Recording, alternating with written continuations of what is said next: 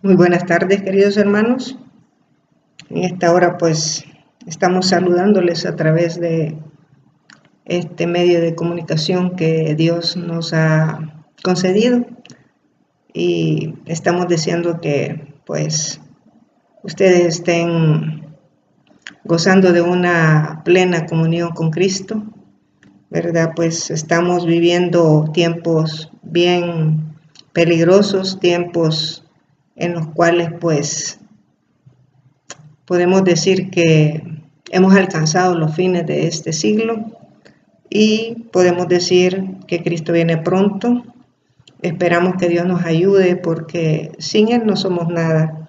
Esperamos que Dios nos ayude a conquistar el cielo porque pues solo los vencedores podrán obtener la corona de la vida y ojalá, porque nosotros somos seres pecadores, pecaminosos, no somos perfectos, aunque Él quiere que nosotros lleguemos a la perfección, porque ese es el blanco, llegar a la perfección. Cristo fue perfecto, Él no se equivocó, así es que Él es el modelo. No nos podemos comparar unos con otros porque somos imperfectos, pero comparándonos con el modelo podemos ver nuestras propias imperfecciones. He orado, le he pedido perdón a Dios por mis pecados. Si a alguien he ofendido, pues que me perdone, ¿verdad? Y ya le pedí perdón a Dios y en esta hora pues quería que Dios me limpiara para poder eh, hacer esta meditación en vista de que pues esté estudiando el libro de Apocalipsis. Yo realmente no pude conseguir la cartilla, pero entré ahí a la website y ahí encontré pues la cartilla que va a ser estudiada hoy este fin de semana y me he dado cuenta de que en media hora pues piensan cubrir lo que es los 7 sellos.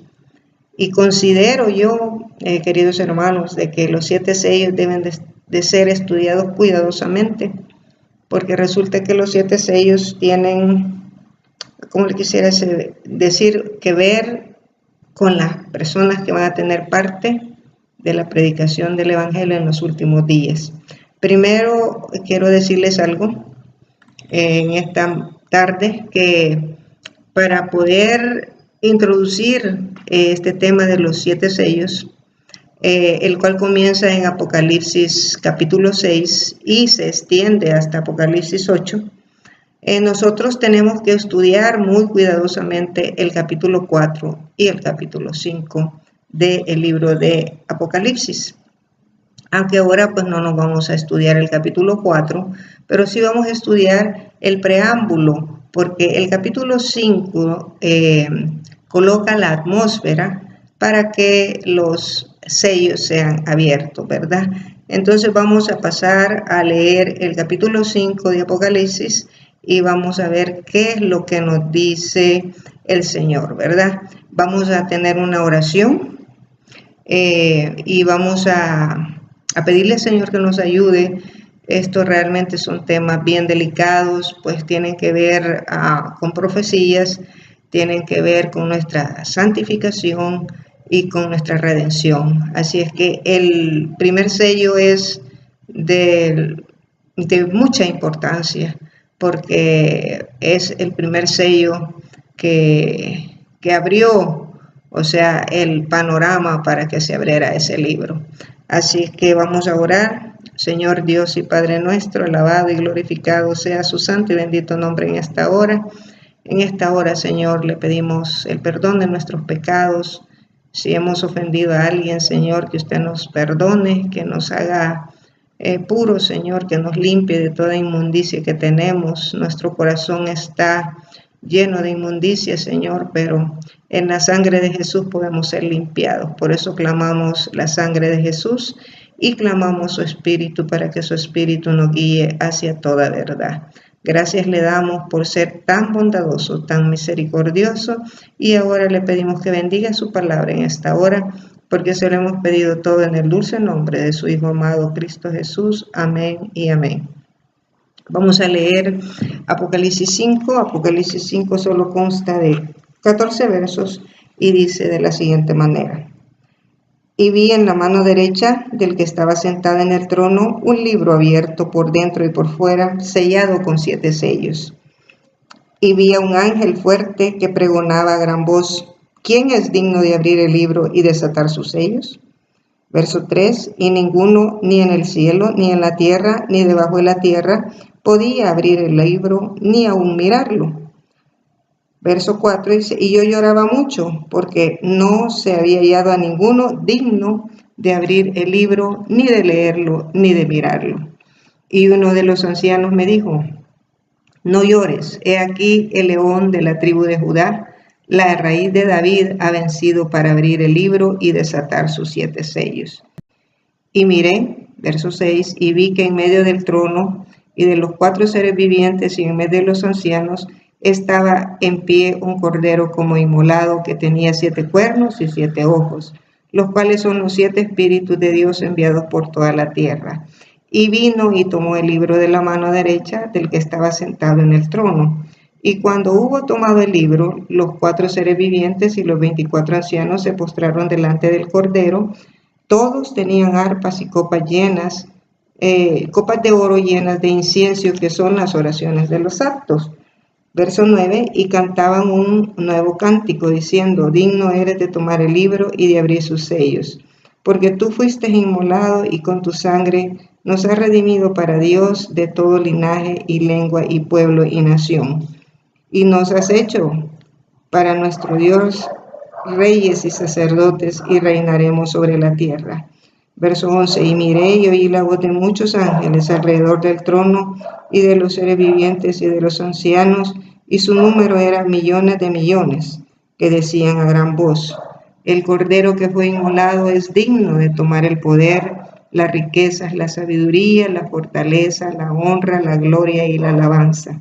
Y todo lo creado que está en el cielo y sobre la tierra y debajo de la tierra y en el mar, y a todas las cosas que en ellos hay, oí decir al que está sentado en el trono y al cordero, sea la alabanza, la honra, la gloria y el poder por los siglos de los siglos. Los 4 seres vivientes decían amén, y los 24 ancianos se postraron sobre sus rostros y adoraron al que vive por los siglos de los siglos. Aquí tenemos el capítulo 5 de Apocalipsis. En este capítulo, queridos hermanos, Cristo es traído a nuestra vista como el cordero que fue inmolado desde antes de la fundación del mundo, porque Él ganó la redención y conquistó a Satanás. ¿Cómo ganó la redención? Pues muriendo en la cruz del Calvario, y conquistó a Satanás porque Satanás era el que estaba reinando en este mundo y él dijo que había venido a deshacer las obras del diablo. Así es que le arrebató el reino a Satanás, así como Satanás se lo robó a Adán, él se lo arrebató a Satanás. Por un hombre entró la muerte, que es Adán, y por un hombre entró la vida, que es Cristo. Así es que ahí nos traen a la vista el cordero inmolado en medio del trono, y dice allí que pues Él es el que murió por todos y cada uno de nosotros. El destino del mundo, hermanos, está decidido. Aún antes de terminar, determinar la historia de este mundo, el Señor sabe quiénes nos vamos a salvar. Y eso entristece nuestro corazón, porque a veces nosotros predicamos, a veces nosotros hacemos algunas cosas para Dios, pero realmente tal vez no nos salvemos. Yo estoy haciendo mi lucha, porque esta lucha de vencer el pecado no es fácil, pero Cristo dijo, todo lo puedo en Cristo que me fortalece. Entonces, si Cristo hizo esa declaración es porque todos podemos ser vencedores, así como Él venció el pecado. Dice el libro de Hebreos que Él fue tentado en todo, pero sin pecado. O sea, en Él no había mancha, en Él pues tenía que ser un cordero intachable para poder ganar la redención del hombre aquí en la tierra. Así es que por la muerte de Él y por su resurrección y por haber conquistado, por haber ganado ese reino a Satanás, que le va a ser entregado al final de su ministerio sacerdotal allá en el cielo. Se le va a entregar el reino, así como lo dice Daniel capítulo 7. Y entonces los santos reinarán con él. Y así como pues Cristo murió y resucitó e hizo una garantía para los hijos de Dios, también nosotros podemos tener la garantía del reino de Dios, el cual pues esta tierra se ha rebelado en contra de Dios, y los que se van a rebelar, esperamos que nosotros no seamos parte de ese grupo que se va a rebelar, porque hasta que la ley dominical no sea impuesta, nosotros no estamos seguros, porque no sabemos cuál será nuestra reacción hacia ese evento tan solemne. Así es que los que se rebelen contra la ley de Dios, no guardando el santo sábado como un sello de la creación, pues serán destinados a la destrucción, ¿verdad? Y en la profecía, los 7 sellos, pues simbolizan, o sea, en los 7 sellos, perdón, se revela, en los 7 sellos se revela la iglesia de Dios como entrando en un gran conflicto entre los poderes de las tinieblas y el error y la apostasía, porque allí se ven cómo se entra en los errores. Pero aunque hay apostasía, aunque hay error, aunque hay tinieblas, el Señor está en el control de todo, porque Él es el que rige las naciones.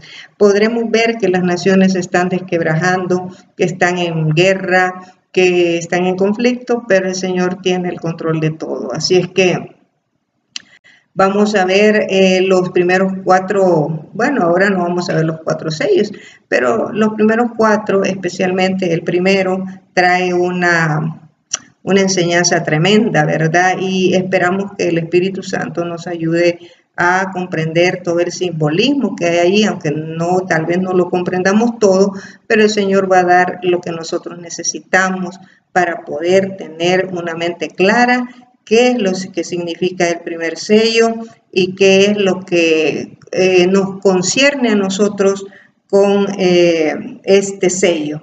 Así es que allí dice en el libro de Apocalipsis capítulo 5, dice que Juan lloraba. Juan lloraba porque él vio al ángel que pregonaba a grande voz, preguntando que quién era digno de abrir el libro y desatar sus sellos. Y dice que no había ninguno, ni en el cielo, ni en la tierra, ni debajo de la tierra, digno de abrir el libro.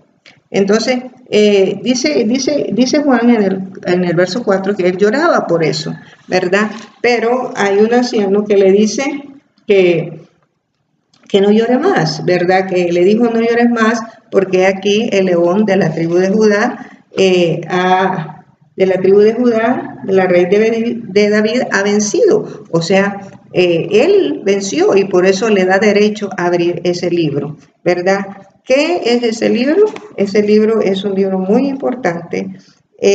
Miren lo que dice Palabras de Vida del Gran Maestro.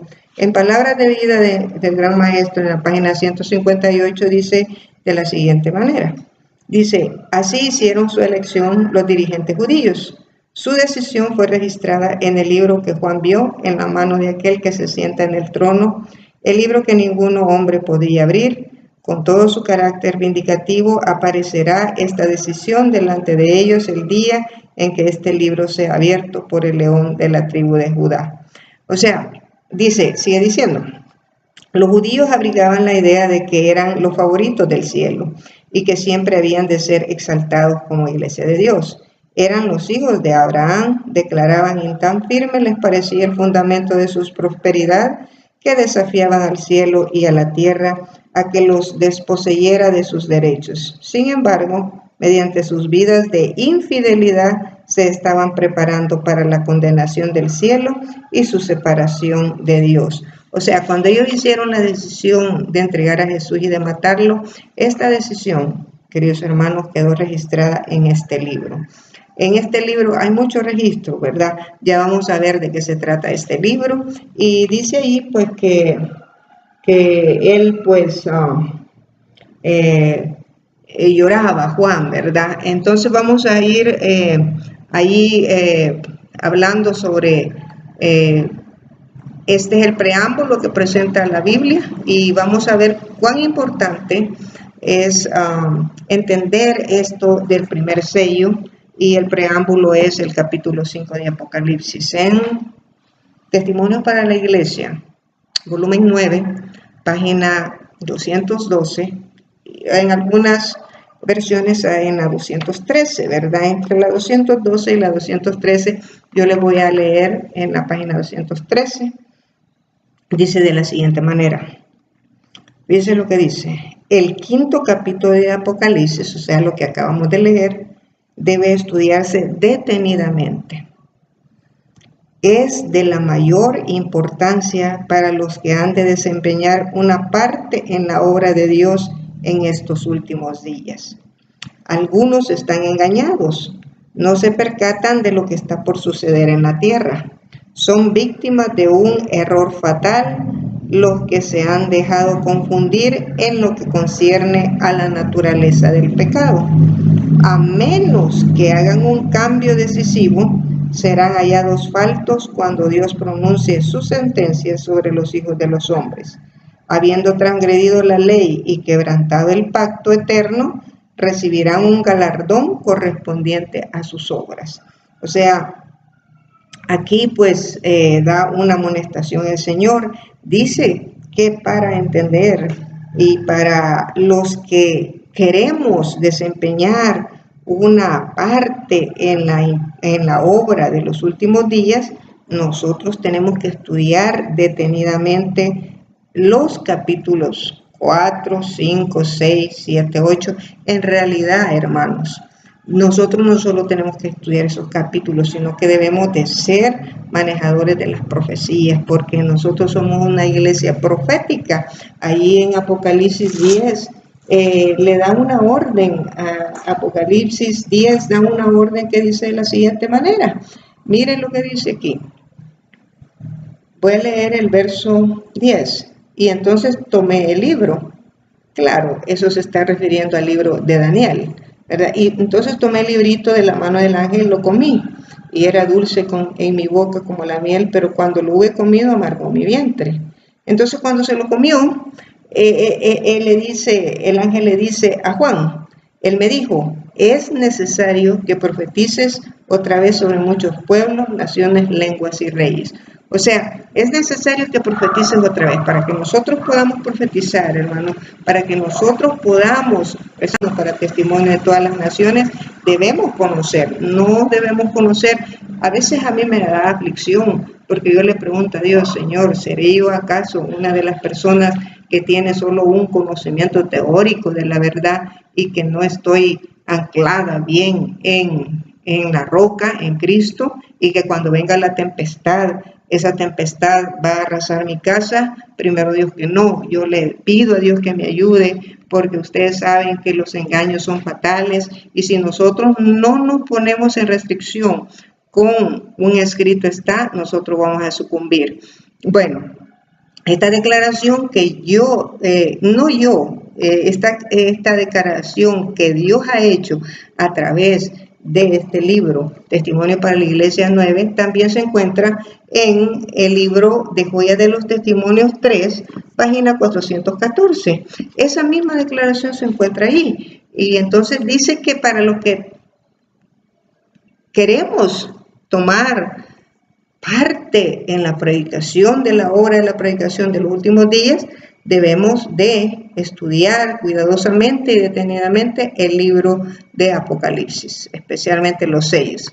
Esta nota, queridos hermanos, pone el fundamento de urgencia y el fundamento de importancia para que estudiemos, así como nos aconsejó el libro de Isaías, línea sobre línea, renglón tras renglón, un poquito por ahí y otro poquito por allá, y la palabra de Dios se explica ella sola. Ahora bien, habiendo dicho todo esto, pues vamos a preguntarnos algo. ¿Qué hay? O sea, la pregunta que nos hacemos es, ¿qué hay en ese libro? ¿Y por qué Juan lloraba tanto? O sea, ¿qué es lo que contiene el libro? O sea, para que Juan llorara tanto es porque ese libro es de suma importancia para nosotros. Y para poder nosotros saber qué hay en ese libro, por eso tenemos hacia el estudio, como dice Isaías, el mismo profeta Isaías. Por eso es que la pluma inspirada dice que los profetas escribieron más para nuestros días que para los días de ellos, porque todo lo que escribieron los profetas se va a cumplir en los últimos días. Y el libro de Isaías dice a la ley y al testimonio. La ley es la palabra de Dios y el testimonio es el espíritu de la profecía, que es el testimonio de Jesucristo. Entonces nosotros debemos de preparar a un pueblo que esté de pie en el gran día del Dios Todopoderoso. En Manuscritos Releases, volumen 9, nos dice qué hay en ese libro y por qué Juan lloraba. Fíjese que nos dice de la siguiente manera. Dice, el libro con 7 sellos contiene, fíjese todo lo que contiene, la historia de este mundo. Y dice de la siguiente manera, yo vi en la mano derecha de aquel que está sentado en el trono un libro abierto, o sea, un libro escrito por fuera y por dentro, así como dice aquí, que dice que estaba escrito por dentro y por fuera. Y dice de la siguiente manera, y estaba sellado con 7 sellos. Y vi un ángel poderoso que proclamaba a una gran voz, ¿quién es digno de abrir el libro y de soltar sus sellos? Y ningún hombre, está repitiendo los versículos que acabamos de leer del 1 al 3, y ningún hombre, dice, en el cielo ni debajo de la tierra podía abrir ese libro. Y entonces aquí ahora manuscritos releases, volumen 9, página 72 nos va a decir qué es lo que estaba escrito en ese libro. Dice que allí, en ese libro, dice que está la historia de las providencias de Dios. La historia profética de las naciones y de la iglesia. Dice que tiene los decretos de Dios, su autoridad, sus mandamientos, sus leyes, todo el consejo simbólico del Eterno y la historia de todas las naciones, tribus, pueblos y lenguas desde el comienzo de la tierra hasta los últimos días del cierre de esta historia. O sea, este libro es de suma importancia porque ahí nos presenta, queridos hermanos, todo lo que contiene ese libro. Y por eso es que es bien importante que nosotros estudiemos ese libro, ¿verdad? Nosotros tenemos que descubrir ahora cuándo el primer sello fue abierto, y la Biblia nos dice que el primer sello fue abierto en el año 31 después de Cristo. En el año 31 después de Cristo se abrió ese sello, porque cuando Cristo, fíjese bien, Cristo murió, estuvo en la tumba y resucitó, y aquí estuvo por 40 días, y en Hechos de los Apóstoles, que más despuesito lo vamos a tocar, Él les dio una orden que se fueran y que ¿cómo se llama? Y que estuvieran allí no les dijo tiempo, ¿verdad? Que se fueran al aposento alto y que Él esperaran ahí la promesa del descenso del Espíritu Santo, ¿verdad? Y entonces el día domingo, que es el primer día de la semana, por eso nosotros estamos seguros que nosotros somos el pueblo que guarda el séptimo día, porque el séptimo día es el sábado. Entonces, el primer día de la semana, que fue cuando Cristo resucitó, dice que, resucitó, estuvo con los discípulos 40 días y 40 noches, y cuando se terminaron esos 40 días y 40 noches, Él asciende al cielo, y entonces le da la orden que no se vayan hasta después de que hayan recibido el Espíritu, porque sin el Espíritu no se puede proclamar las buenas nuevas de salvación. Así es que en la escena que nosotros vemos en el capítulo 5, realmente es una escena de inauguración del servicio sacerdotal de Cristo en el santuario. Es para colocar al sumo sacerdote. Ahora Cristo está siendo colocado como nuestro sumo sacerdote ahí en el cielo, en el santuario celestial. Y entonces la inauguración, bueno, se termina. Y entonces ahora ya Cristo, o sea, la aceptación de Dios hacia Cristo, de las primicias, de todo lo que Él hizo aquí en la tierra, Dios le da la aceptación y ahora ya Cristo es digno de desatar los sellos. Esto sucedió después de su ascensión, por eso podemos decir que sucedió en el año 31. O sea, la apertura del primer sello es en el año 31 después de Cristo. Y entonces ahora el primer sello es desatado.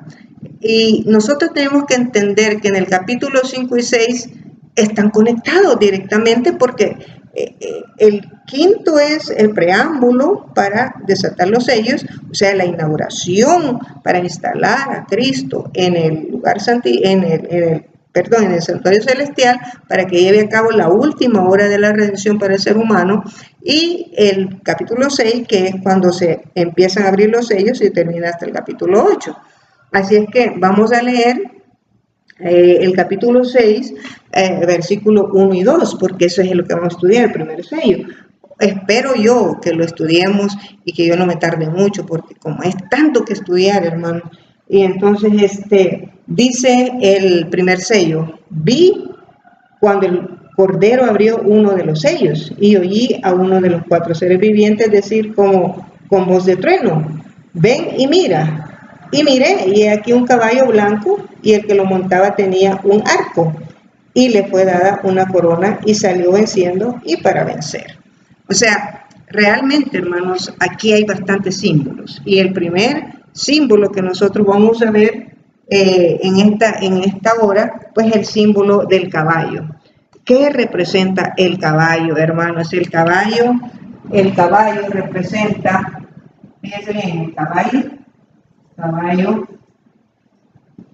representa a la iglesia del Dios, a la iglesia verdadera de Dios, a la iglesia verdadera de Dios. A eso representa el caballo, ¿verdad? Pero como nosotros,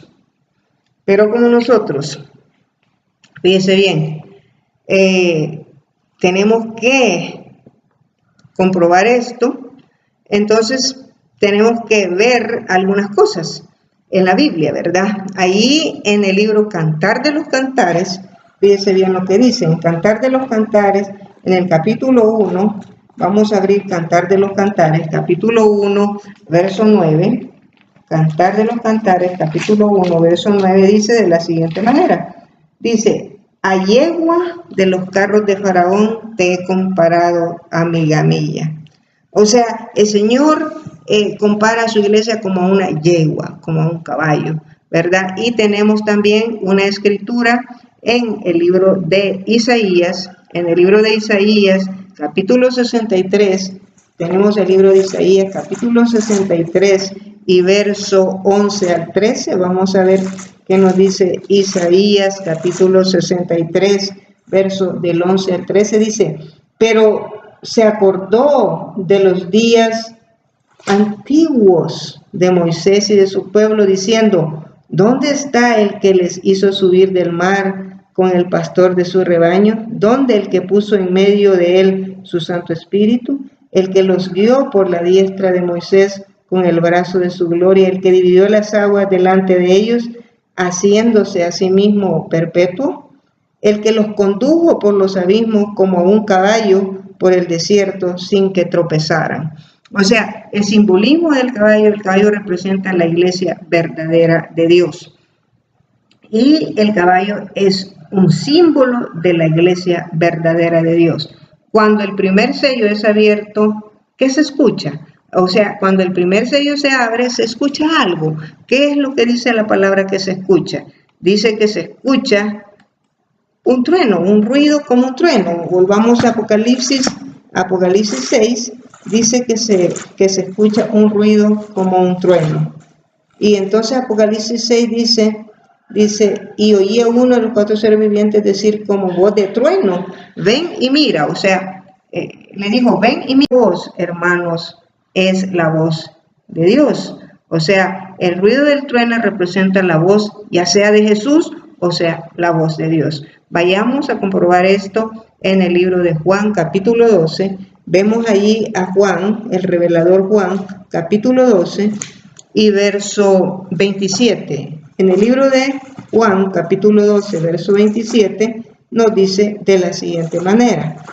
Nos dice aquí en la palabra de Dios, capítulo 12, versículo 27, nos dice, estoy en Lucas, Juan 12, 27, dice aquí, Juan capítulo 12, versículo 27, dice,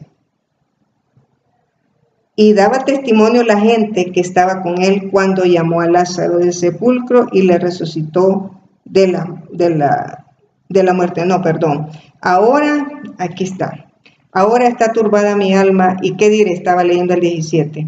Padre, sálvame de esta hora. Mas para esto ha llegado a esta hora. Padre, glorifica tu nombre. Entonces vino una voz del cielo, lo he glorificado y lo glorificaré otra vez. Y la multitud que estaba allí había oído la voz. Decía que había sido un trueno.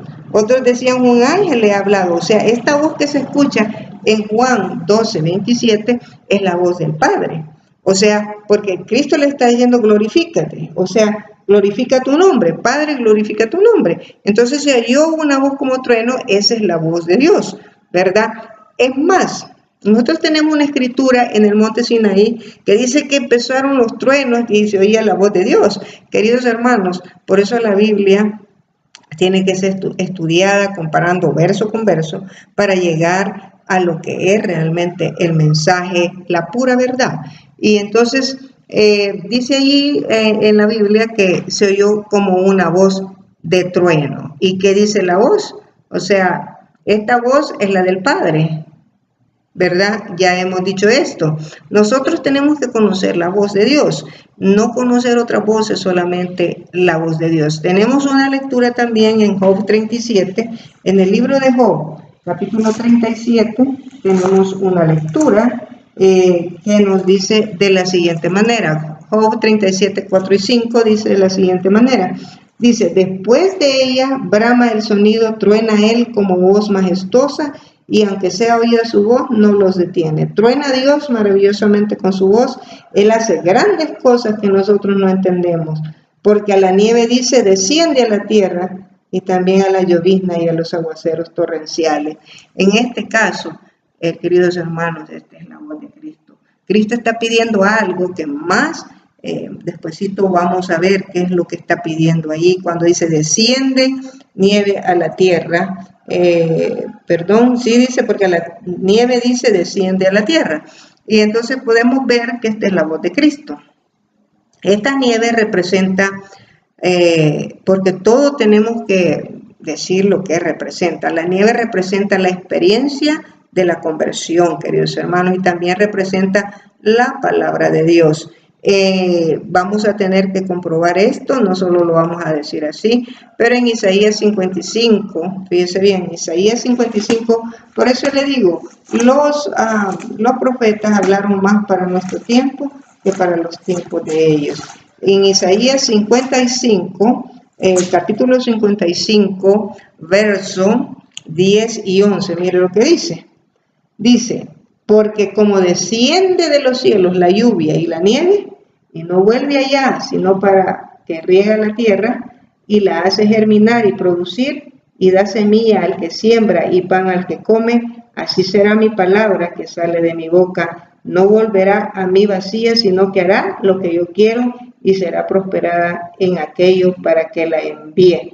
Fíjense bien, o sea, la nieve significa, o sea, simboliza una conversión genuina, y también simboliza la palabra de Dios. En ninguna parte de la Biblia dice que estos sellos se cerraron. O sea, Los 7 sellos no se han cerrado, queridos hermanos. En ninguna parte de la Biblia dice que fueron abiertos, fueron desatados por Cristo, por el sumo sacerdote, pero no dice que están cerrados. Por lo tanto, esos sellos permanecerán abiertos hasta el fin del tiempo de gracia. ¿Por qué tienen que permanecer abiertos? Porque hay un segundo Pentecostés. Allá fue el primer Pentecostés.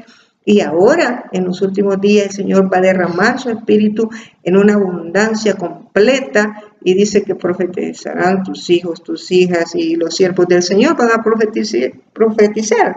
Por eso podemos decir que este sello, el primer sello, va a estar abierta hasta los últimos días. Ahora bien, la tierra es un símbolo de nuestro corazón. Ahí en Mateo 13 el Señor presenta 4 terrenos, eso también lo podemos encontrar en Lucas 8, y los 4 terrenos son junto al camino, sobre la piedra, entre espinos y en buena tierra. ¿Qué clase de tierra? Lo más importante que nosotros, o la pregunta que nos debíamos de hacer nosotros es, ¿qué clase de tierra soy yo? Todos vamos a recibir la oportunidad de escuchar la voz de Dios. ¿Qué haremos con nuestra oportunidad? Solamente el Señor lo sabe. Cuando la nieve cae en conexión con la lluvia, fíjese bien, la Biblia dice en Isaías 55 que hay 3 procesos. Aquí hay 3 procesos. Primero aparece la hoja, o sea, en el proceso de sembrar y de que va a crecer. Primero aparece la hoja, después la espiga y después el grano llena la espiga. Eso es, o sea, que el grano ya está maduro, o sea, son los frutos del espíritu, espiritualmente hablando. Así es el crecimiento espiritual, hermanos. El crecimiento espiritual, nosotros primero nos convertimos, vamos creciendo espiritualmente, pero el objetivo de Dios es llevarnos a una santificación, porque dice Hebreos 14:12, creo que es 14:12, porque a veces me confundo y digo 12:14, pero vamos a hacer llegar los 14:12, dice que sin santidad, seguir la paz, dice el Señor, y la santidad sin la cual ninguno verá a Dios. Entonces en hebreo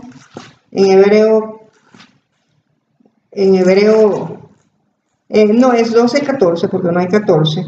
12:14 dice, seguir la paz con todos y la santidad sin la cual nadie verá al Señor. Mirad bien, no sea que alguno deje de alcanzar la gracia de Dios. Así es que el llamado de nosotros es que nosotros llevemos fruto, ¿verdad? Ese es el llamado de Dios. Es más, fíjense bien, en lugares celestiales, yo quisiera que ustedes leyeran, para que entendieran esto, que leyeran en lugares celestiales el 25 de julio. Yo no lo voy a leer, pero se lo voy a dejar de deber para que ustedes lo lean. Y algunos, pues yo lo voy a poner en el WhatsApp, para que si no lo tienen, pues yo se lo voy a mandar. Y entonces dice que cuando la nieve cae, o sea, cuando la nieve cae junto con el agua, esto ocasiona un crecimiento espiritual para germinar y llevar fruto. Así es que vamos a dar algunas, qué es lo que significa, algunos símbolos y todo. Y ¿sabe qué? Mire, cuando Cristo les dijo a los discípulos que no se fueran de Jerusalén sin antes haber recibido el Espíritu Santo, ellos se fueron al aposento alto, y Hechos de los Apóstoles lo confirma. Ellos estuvieron por 10 días, pero ¿qué estaban haciendo esos 10 días? Ellos estaban deponiendo sus diferencias, ya nadie peleaba por puestos, ya todo lo tenían en común, o sea, llegaron a una conversión genuina. Y entonces esas oraciones, fíjese bien, esas oraciones que ellos enviaban hacia el cielo están registradas aquí en la Biblia, y eso fue lo que sucedió aquí en Apocalipsis. El preámbulo para la apertura del primer sello dice Apocalipsis 5:8, mire lo que dice: y cuando hubo tomado el libro, los 4 seres vivientes y los 24 ancianos se postraron delante del Cordero. Todos tenían arpas y copas de oro llenas de incienso, que son las oraciones de los santos. O sea, cuando los discípulos oraban, ellos pedían capacidad, o sea, ellos se sentían incapaces de predicar este evangelio, y así somos nosotros somos incapaces de predicar este evangelio.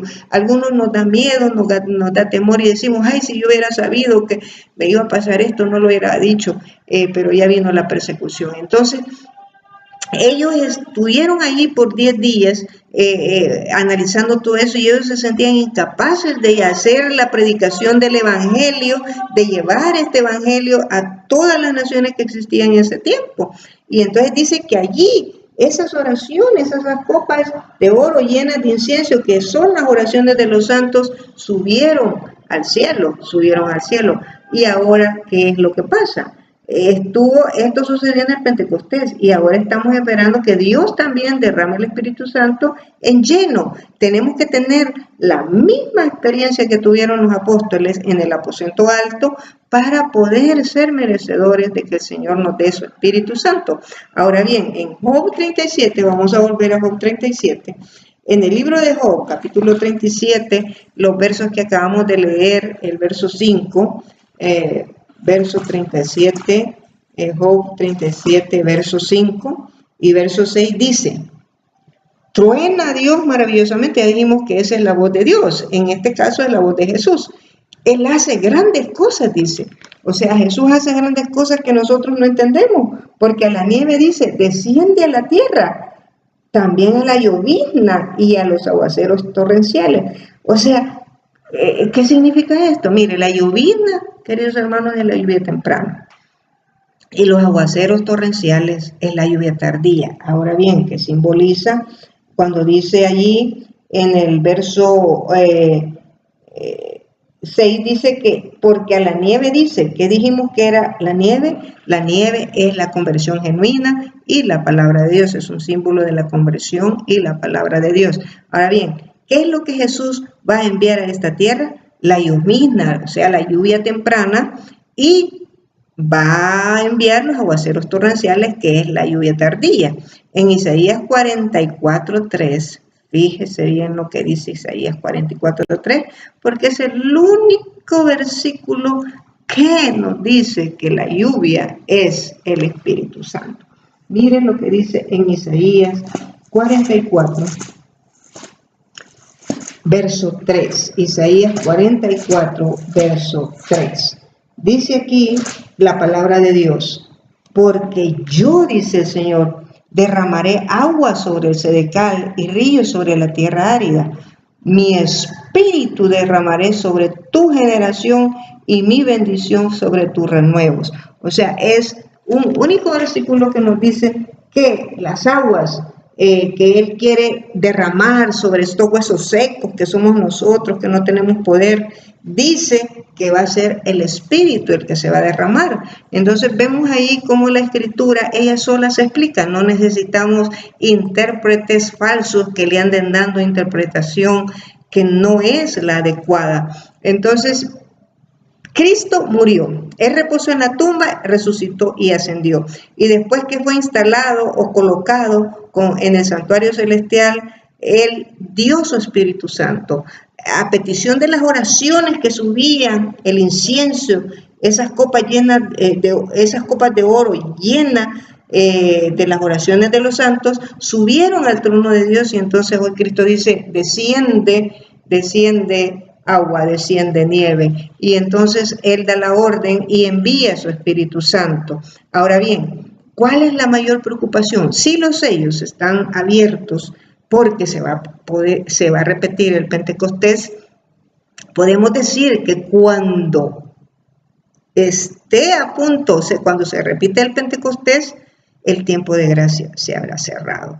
O sea, allá, dice, bien, allá en el año 31 el Señor entró en el santuario celestial, ¿ya? Y entró directamente al lugar santo a interceder por la humanidad. Entonces, hoy está a punto de salir, porque el Espíritu Santo tiene que ser enviado antes. Y Cristo les dijo que esperaran ahí en el aposento alto, y cuando Juan escuchó que el primer sello fue abierto, él pues entendió que el Espíritu Santo había sido enviado, ¿verdad? Y recibieron todos el Espíritu Santo. Esta escena sucedió y se va a volver a repetir. Esto lo pueden encontrar en Hechos de los Apóstoles. No lo vamos a leer porque no vamos a tardar mucho, capítulo 2. Y entonces dice que nosotros, la palabra de Dios nos manda a que nosotros tenemos que tener la misma experiencia que tuvieron los discípulos, convertirnos de todo corazón, queridos hermanos, para que pueda ser enviado el Espíritu Santo, para que nosotros tengamos ese poder para predicar este evangelio del reino. Así es que, queridos hermanos, una referencia les doy en Hechos de los Apóstoles, página 30, ustedes lo pueden leer, qué es lo que sucedió en el aposento alto. Yo no lo voy a leer porque me tardo mucho y algunas veces pues la gente como que da queja de que uno hace las predicaciones muy largas y estoy tratando de ser un poco consciente. Ahora bien, hemos visto todo eso y vemos cómo Cristo pues es colocado en el preámbulo para abrir los sellos. La lluvia temprana representa, queridos hermanos, la lluvia temprana, o sea, la conversión representa la victoria sobre el pecado. Cuando nosotros nos convertimos, el Espíritu Santo nos convence de pecado, de justicia y de juicio y nos da el poder para poder ya no caer en pecado, así como le dijo el Señor a María Magdalena, vete y no peques más. María Magdalena vivió su conversión y entonces le dijo, vete y no peques más. Y la lluvia tardía representa el sello que nosotros tenemos que tener para la siega. El Señor está listo para venir, pero el grano no está maduro. Entonces, ¿qué nos va a madurar? Es la última lluvia que caiga, o sea, va a madurar de una sola vez. Y el Señor tiene que venir a arrancar su fruto para llevárselo, porque este mundo, queridos hermanos, no va a durar mucho. Se está viendo mucha maldad, nuestro corazón es malo, tenemos tendencias al mal y el Señor pues está viendo que todo el signo del pensamiento del hombre es de continuo al mal. Santiago, fíjense bien, Santiago nos dice el preámbulo que va a haber antes de la venida del Señor, el preámbulo que va a haber antes de la venida del Señor, y yo solo quiero hacer un resumen aquí porque si no me va a agarrar el tiempo. En el capítulo 5 de Santiago dice, porque esto está en el contexto de la segunda venida de Cristo. Fíjense bien, dice en Santiago capítulo 5, pone el contexto de la segunda venida de Cristo y dice que antes que Cristo venga, porque yo voy a leer aquí, solo voy a leer esto, el verso 8, el verso 7 y 8, pero ustedes tienen que leer desde el 5 hasta el 14 o hasta el 20, porque no podemos leer solo un parrafito y querer entender todo. Y dice ahí, por tanto, hermanos, tened paciencia hasta la venida del Señor. Mirad como el labrador. ¿Quién es el labrador? Dios. Espera el precioso fruto de la tierra, aguardando con paciencia hasta que reciba la lluvia temprana y la lluvia tardía. Tened también vosotros paciencia y afirmad vuestros corazones, porque la venida del Señor está cerca. ¿Qué situación va a haber cuando el otro Santiago dice que la venida del Señor está cerca? Bueno, la situación que hay es un declive económico, es un desastre económico. O sea, nosotros sabemos que viene, pero no sabemos cuándo.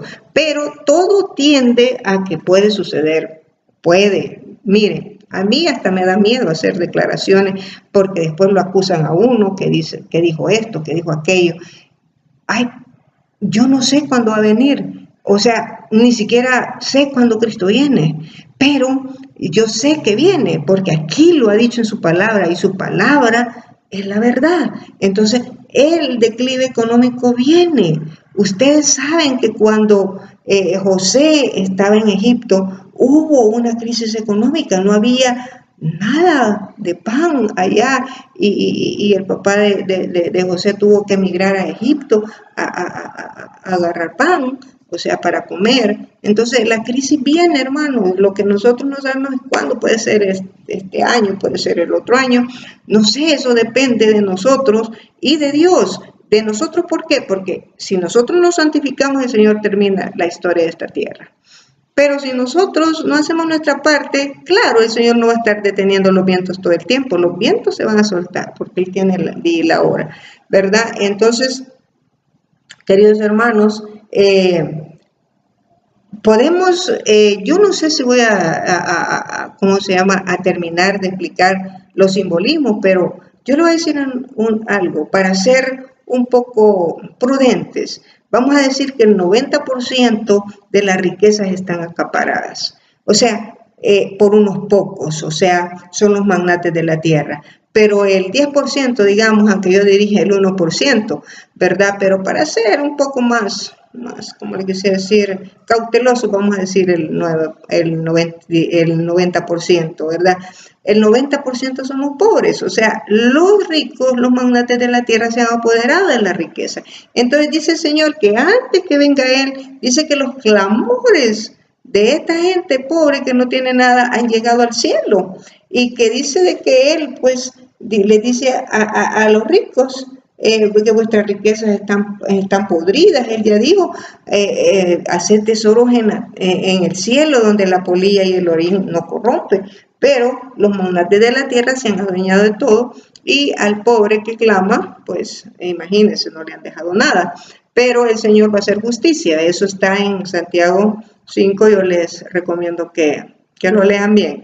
Entonces, Apocalipsis 6, vamos a ver un símbolo más, queridos hermanos. Un símbolo más dice que una vez, o sea, un ser viviente anuncia la apertura del primer sello, y eso lo podemos leer en Apocalipsis 6. Vamos a Apocalipsis 6 y dice de la siguiente manera: y oí uno de los 4 seres vivientes decir como voz de trueno, ven y mira. O sea, ¿cuál es el ser viviente que abre el sello, que anuncia la apertura del sello? Es el primer ser viviente. ¿Y quién es este primer ser viviente? La Biblia dice que es que tenía cara como de león. Y dice Apocalipsis 14, 6 y 7. O sea, este es un querubín. Y Apocalipsis 6 y 7 también nos presenta Apocalipsis 7, nos presenta el león de la tribu de Judá. O sea, el león tiene varios simbolismos, hermanos. El león simboliza a Satanás y también simboliza a Cristo. ¿Cuándo vamos a saber qué simboliza a Satanás y a Cristo o a Cristo? Eso lo va a decir el contexto de lo que estamos leyendo. Entonces, para anunciar ¿por qué Dios usa un simbolismo de un león para anunciar la apertura del primer sello? Bueno, el león representa un poder. El león es poderoso. El león es el rey de la selva, hermano. O sea, hay un poder que prevalece. ¿Y quién representa ese león? Es Cristo. Cuando la iglesia de Dios en el Pentecostés, ellos recibieron el poder, hermanos. O sea, Cristo, el león de la tribu de Judá, le dio el poder para predicar este evangelio, y ese león de la tribu de Judá está esperando que nosotros nos purifiquemos, que nos santifiquemos y que nosotros podamos recibir ese poder para dar estas buenas nuevas de salvación, porque hay un mundo que perece en pecado, y por nuestra negligencia este mundo está sumido en las tinieblas, y tenemos que sacarlo de las tinieblas a la luz admirable de Cristo, ¿verdad? Y solamente con la predicación genuina del evangelio se va a hacer eso.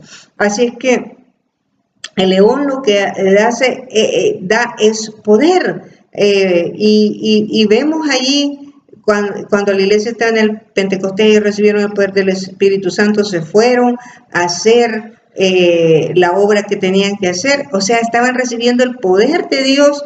Esos discípulos estaban recibiendo el poder de Dios en el Pentecostés. El primer ser viviente nos está invitando a venir y ven. O sea, a nosotros que no hemos recibido ese poder, nos está diciendo, ven y mira. ¿Qué tenemos que ver y mirar? O sea, tenemos que ver y mirar que Cristo tiene el poder total, y que Él, si ha vencido, Él dice que a través de Él vamos a ser vencedores también, y nosotros tenemos que pedirle ese poder para poder predicar ese evangelio, y lo necesitamos urgentemente. Ahora bien, fíjense bien, ¿qué es el caballo blanco? El caballo es un símbolo de la iglesia de Dios, ya dijimos, y el color, ¿qué simboliza el color? El color simboliza la pureza. Cuando el Señor ahí en el Pentecostés les dio el Espíritu Santo, no se lo dio a una iglesia impura, se lo dio a una iglesia purificada, santificada, porque Él va a venir por una iglesia sin mancha y ni arruga, así como lo dice Efesios 5:27. Él no va a venir por una iglesia manchada, Él no va a venir por una iglesia imperfecta. La iglesia de Dios tiene que ser perfecta. Entonces, fíjese bien, Él nos está invitando a que vengamos a la boda, que tengamos comunión con Dios. En Apocalipsis 7, del 13 al 17, miren lo que dice. Yo creo que no voy a terminar, pero bueno, vamos a ir cerrando porque no vamos a terminar todos los simbolismos. Es más, tal vez haga una segunda parte de esto. Entonces, allí en Apocalipsis, vamos a leer Apocalipsis 7 del 13 al 17. Vamos a ver qué nos dice Apocalipsis 7 del 13 al 17. Dice, entonces uno de los ancianos habló diciéndome, estos que están vestidos de ropas blancas, o sea, esa es la pureza, ¿quiénes son y de dónde han venido? Y yo le dije, Señor, tú lo sabes. Y él me dijo, estos son los que han salido de la gran tribulación y han lavado sus ropas y las han emblanquecido en la sangre del Cordero. O sea, él quiere una iglesia que se emblanquezca, que se ponga el vestido de boda blanco. Dice, por esto están delante del trono de Dios y le sirven de día y de noche en su templo. Y el que está sentado sobre el trono extenderá su tabernáculo sobre ellos. Y ya no tendrán hambre, ni sed, ni el sol no caerá más sobre ellos, ni calor alguno, porque el Cordero que está en medio del trono los pastoreará y los guiará a fuentes de agua de vida, y Dios enjugará toda lágrima de los ojos de ellos.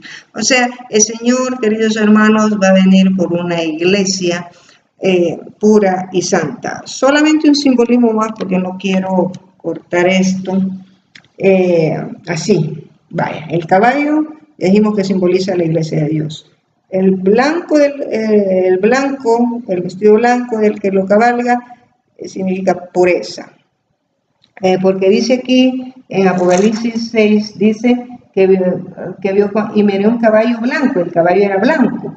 Y el que lo montaba, o sea, en ese caballo hay uno que lo monta. O sea, ¿a quién representa ese que monta el caballo? Bueno, ese que monta el caballo representa al líder de la iglesia. O sea, en primer lugar representa a Cristo y en segundo lugar representa a cada líder que está liderando la iglesia, ¿verdad? Es un símbolo, estos son simbologías y él, pues, el que está liderando la iglesia, los líderes de la iglesia, están cabalgando este caballo desde el año 31, porque en todas las épocas Dios ha tenido una iglesia pura y correrá otra vez en los últimos días. O sea, cada quien está corriendo en su caballo, sea blanco, sea negro, ya lo decide el líder, porque el llamado es que sea un caballo blanco, pureza, que tenga una iglesia pura. O sea, ese líder tiene algo. Ahí dice que tiene algo. Miren lo que tiene ese líder. Dice, y el que lo montaba tenía un arco. ¿Qué simboliza ese arco? Mire, querido hermano, yo no le voy a leer todos los versículos, pero le voy a dar la referencia. El arco, queridos hermanos, ese caballo que tenía, ese que cabalgaba el caballo, tenía un arco. El arco representa el pacto. Eso lo pueden encontrar en Génesis 9:13, el pacto de Dios con sus hijos, son los 10 mandamientos, y en Deuteronomio 4:13. Cuando la ley de Dios sea restaurada a su posición primaria, o sea, la posición que perdió, será que Dios derramará su Espíritu Santo en nosotros. Habrá líderes que estén enseñando, viviendo y enseñando y proclamando el pacto para preparar a un pueblo bajo el pacto. Ahora bien, enseñando, ¿qué es ese pacto? Enseñar la victoria sobre el pecado, o sea, restaurar los muros, o sea, los portillos, o sea, levantar la ley de Dios. Y entonces, ese líder tiene que estar enseñando la victoria sobre el pecado. Hay pastores que no están enseñando esa enseñanza, y entonces estos pastores no tienen el arco que Dios desea que tenemos. Yo no quiero estar bajo un pastor que no tenga el arco correcto, hermanos. Entonces, ese líder está bajo el control de Dios. El que tiene el arco está bajo el control de Dios. El arco, como ya les dije, es el pacto en Hebreos 10, 16 y 17, Hebreos 22 y 23. El que cabalga también tiene una corona. Y aquí sí voy a cerrar porque si no se me va a hacer bien tarde y voy a tener que cerrar. El que cabalga tiene una corona. La corona simboliza, ¿qué es que simboliza la corona? Fíjese bien, en 1 Corintios 9, verso 31, nos dice que simboliza la corona. 1 Corintios 9, 31. Dice de la siguiente manera: el apóstol inspirado por el Espíritu Santo dice lo siguiente. Segunda de Corintios 9, 31. Pensé que era primera, pero no es segunda. Me confundo a veces con primera y segunda, pero creo que es primera. Bueno, mire lo que dice aquí en este 1 Corintios 9, del 25 al 26, perdón, no es 31. Dice, 1 Corintios 9, del 25 al 26, dice: todo aquel que lucha, de todo se abstiene. Ellos a la verdad para recibir una corona corruptible, pero nosotros una incorruptible. Así que yo de esta manera corro, no como a la aventura, de esta manera peleo, no como quien golpea el aire, sino que golpeo mi cuerpo y lo pongo en servidumbre. No sea que yo, habiendo sido heraldo para otros, yo mismo venga a ser eliminado. O sea, al leer esto, que cabalga ese caballo blanco, el que tiene el arco correcto, el que está enseñando el proceso de la santificación, la victoria sobre el pecado, queridos hermanos, ese es el que lleva los principios de la reforma pro salud, que es la temperancia. La corona está conectada con la temperancia bíblica y hay pastores que han rechazado la reforma pro salud, hay hermanos que han rechazado la reforma pro salud. Hablábamos con una hermana, con mi hermana, y decíamos que todos queremos victoria, pero no queremos sacrificio. O sea, todos queremos corona, pero no queremos luchar por la corona. Así como usted va, cuando se va a graduar, estudia y quiere graduarse de médico y quiere hacer muchas cosas, así que usted tiene que luchar para ganar la vida eterna. Esa es una lucha entre el bien y el mal, entre las potestades de las tinieblas y Cristo, que es la luz del mundo. Ahora bien, fíjese bien, no son aislados. Ahorita el Señor me ha hecho recordar algo, no son aislados estos versos, pero Efesios 6:12 dice algo importante, y ahora sí, yo voy a cerrar aquí. Efesios 6:12. Efesios 6:12 dice de la siguiente manera, Efesios 6:12 dice, voy a leer desde el 11, vestidos de toda la armadura de Dios para que podáis estar firmes contra las acechanzas del diablo. Porque no tenemos lucha contra sangre y carne, sino contra principados, contra potestades, contra los gobernadores de las tinieblas de este siglo, contra huestes espirituales de maldad en las regiones celestiales. Por tanto, tomad toda la armadura de Dios para que podáis resistir en el día malo, y habiendo acabado todo, estar firmes. Estad pues firmes, ceñidos vuestros lomos con la verdad y vestidos de la coraza de justicia. Calzaos los pies con el apresto del evangelio, sobre todo tomad el escudo de la fe con que podáis apagar todos los dardos de fuego del maligno, y tomad el yelmo de la salvación y la espada del Espíritu, que es la palabra de Dios. Fíjense bien, dice Mateo 4:4. No solo de pan vivirá el hombre, sino de toda palabra que sale de la boca de Dios. Dice que nosotros tenemos que tomar la espada del Espíritu, que es la palabra de Dios, y nosotros hemos decaído en eso, porque como pueblo adventista deberíamos de ser un ejemplo para el mundo, porque antes los adventistas que existieron antes de nosotros le temían las iglesias porque no los podían desarmar. A nosotros nos desarman bien rápido porque no sabemos dónde están los versículos, no podemos defender nuestra fe y entonces nos desarman bien rápido. Entonces el Señor dice, procurad. O sea, ahí da un consejo él, ya se lo voy a decir dónde está, parece que está en 1 Timoteo o 2 de Timoteo. Está un versículo que dice de la siguiente manera. Vamos a leerlo aquí. Es en 2 de Timoteo, capítulo 2, verso 15, dice, procurad con diligencia, dice, presentarte ante Dios como un obrero aprobado, como obrero que no tiene de qué avergonzarse, que usa bien la palabra de verdad. Y dice que debemos de evitar profanas y vanas palabrerías, porque conducirán más y más a la impiedad. O sea, debemos de procurar estudiar cuando nosotros vamos a dar un tema, y no solo cuando nosotros vamos a dar un tema, tenemos que estar preparados en todo tiempo. Aunque el Espíritu Santo dice que cuando aquellos que sean llamados para dar testimonio ante reyes, dice que el Espíritu mismo va a hacer recordar, pero nos va a hacer recordar las palabras que hemos leído y Él nos va a dar palabras que no podrán resistir, ¿verdad? Pero el deber de nosotros es educar y a redimir. Que Dios nos ayude, queridos hermanos, que Dios ponga su espíritu sobre nosotros y que nosotros podamos alcanzar esa norma de juicio y que nosotros podamos ser humildes y aceptar que somos pecadores, que estamos manchados del pecado, pero la sangre de Jesús nos limpia de toda maldad. Que esa sangre nos pueda cubrir ahora. Cometemos pecado a cada momento con nuestro pensamiento, con nuestras palabras, con nuestra forma de ser, cometemos pecados, pero va a haber un momento en que nosotros, y ya estamos tarde para eso, que nosotros vamos a decir, hasta aquí llegué, quiero que Cristo mora en mí, como decía el apóstol Pablo, ahora Cristo mora en mí, y lo que vivo por la fe la vivo en el Hijo del Hombre.